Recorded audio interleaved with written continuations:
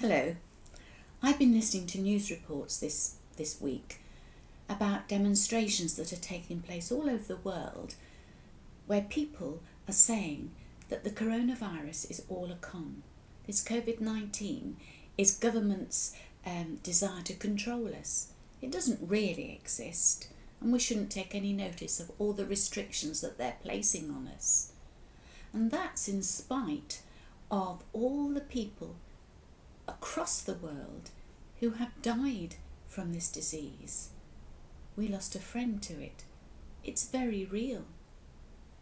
And despite the fact that there are thousands upon thousands of people who have recovered from the disease and can tell you just what a horrible experience it was, it really, really does exist. But it made me think of the reasons people use for saying that there is no God. A lot of people say, well, I can't see him, and if I can't see him, he obviously doesn't exist. I want something tangible.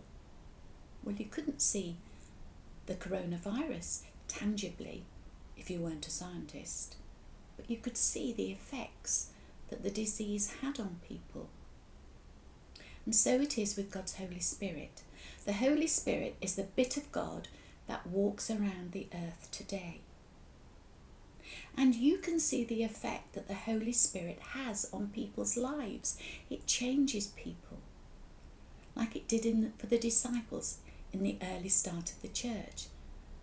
The disciples were men who were frightened, who hadn't got a lot of courage.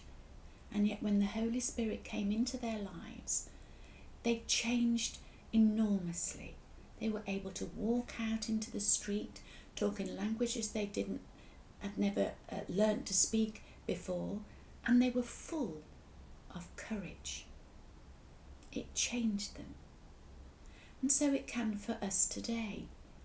We can see where the Holy Spirit walks and moves and acts.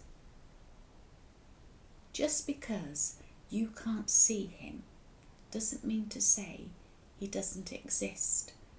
And one day, we shall all see God face to face.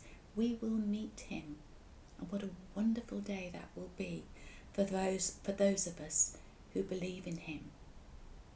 Not so good for those who don't, because they'll have to say why they don't, and they'll have to say not to you and me, but to God himself. Take care. Bye-bye.